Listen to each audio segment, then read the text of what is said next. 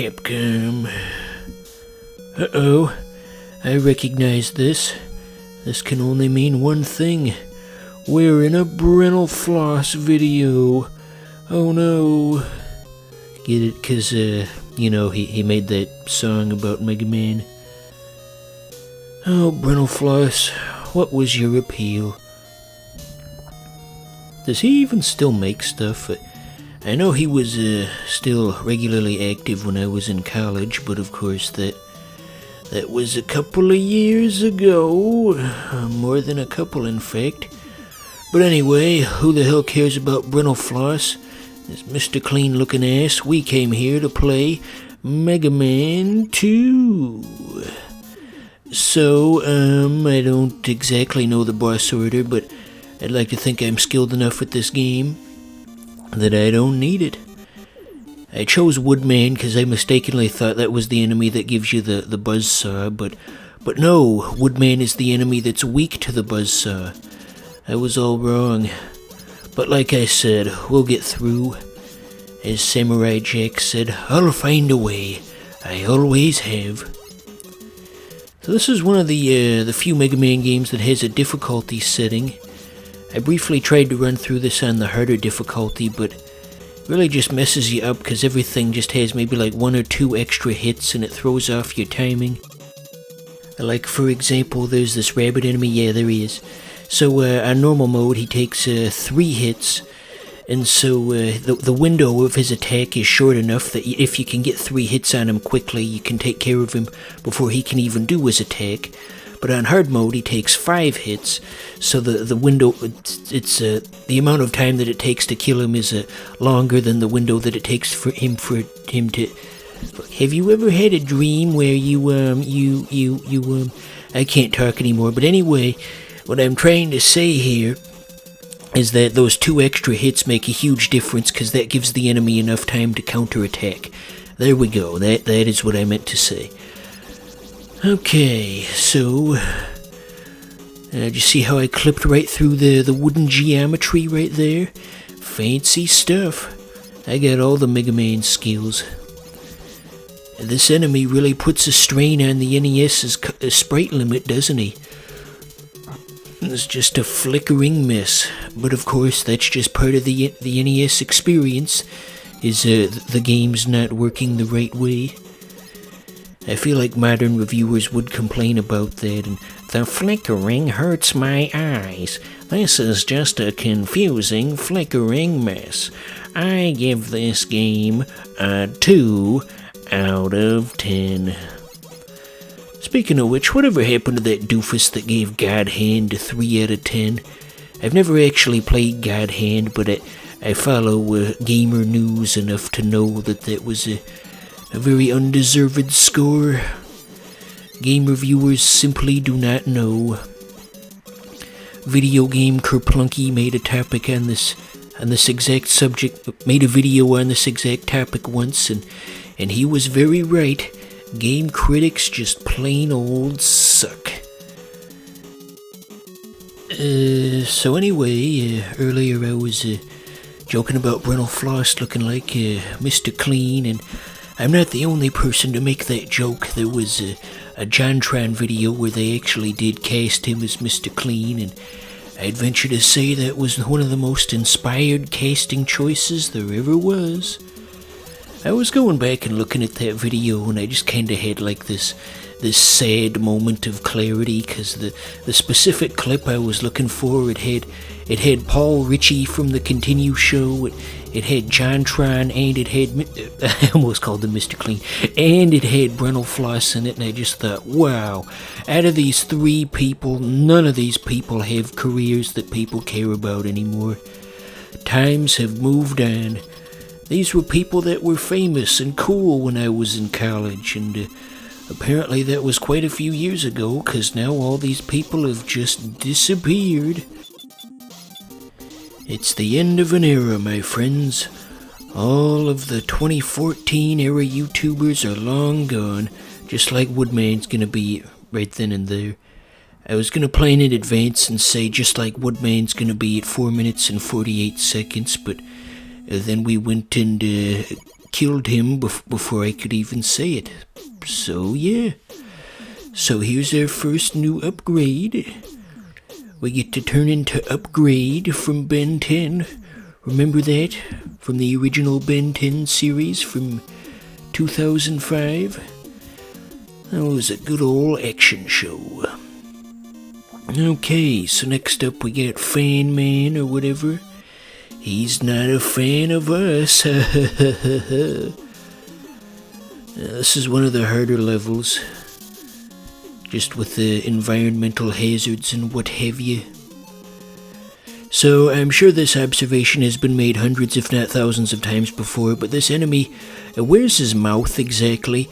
Is it that tube-shaped thing right next to his eyes, or is it that horizontal line closer to the bottom? Honestly, I can see it both ways. If he's got like a Cubert snout. Yeah, think like Cubert or Birdo or any of those types of characters that just have a giant snout in the center of their face.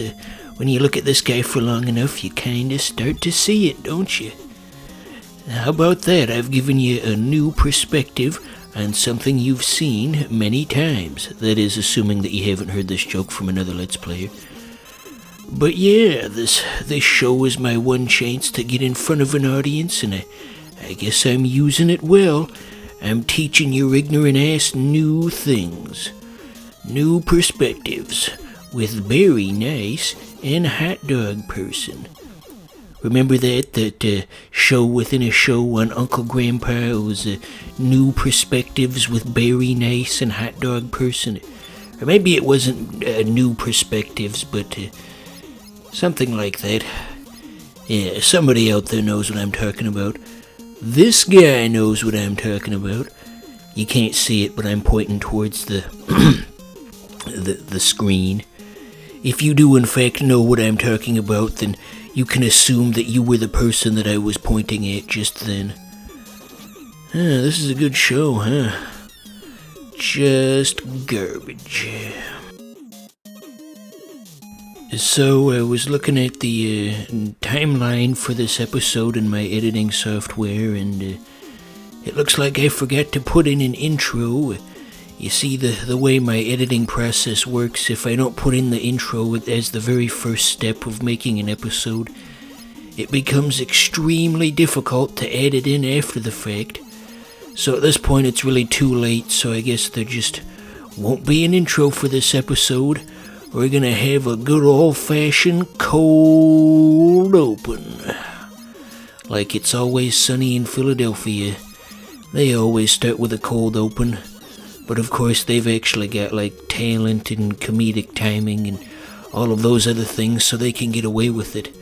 I can't do that. I'm just a Let's Player. I gotta put a funny sound effect at the start in order to grab people's attention.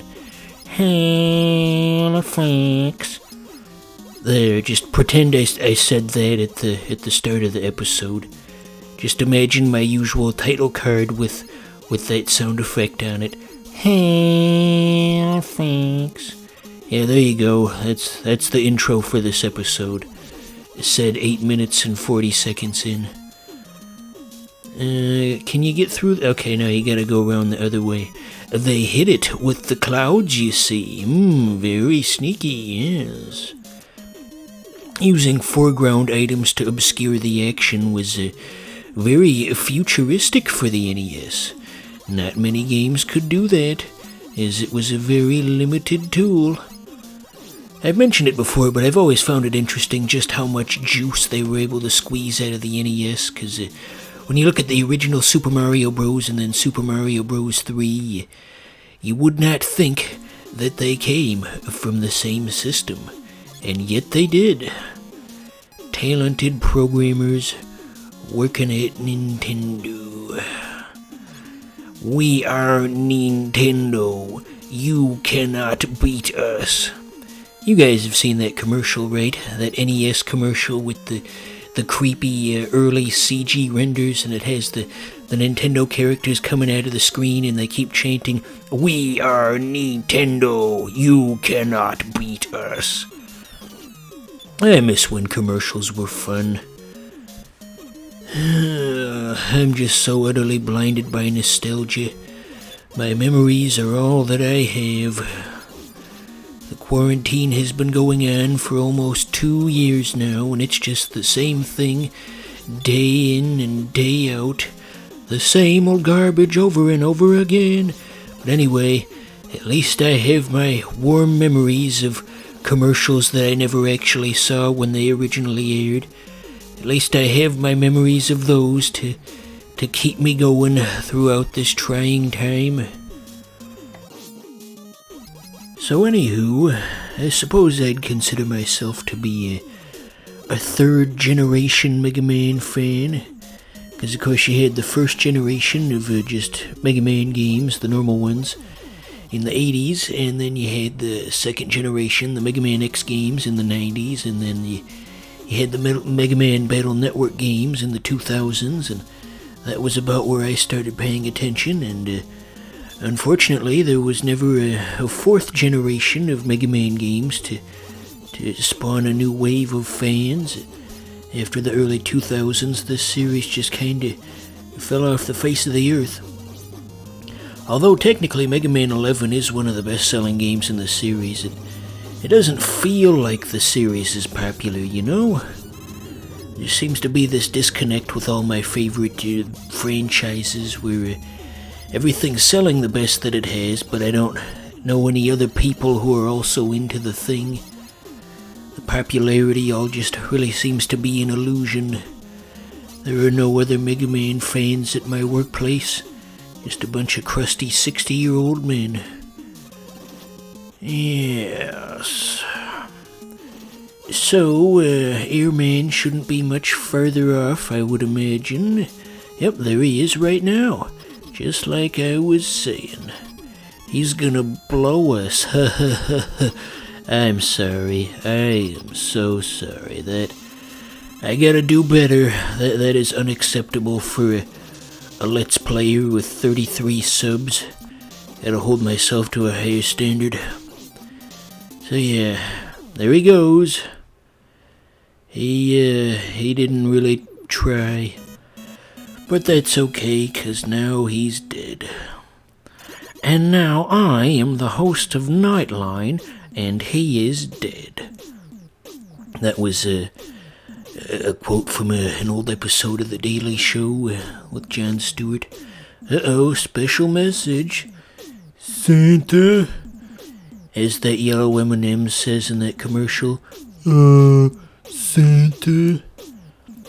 You think someday disability advocates are gonna get angry at the yellow M&M because he's dumb and that's like a slight against mentally disabled people? Or will it go the other way and disability advocates will make the yellow M&M like a symbol of their movement and that's their representation in the media and be more like the yellow M&M?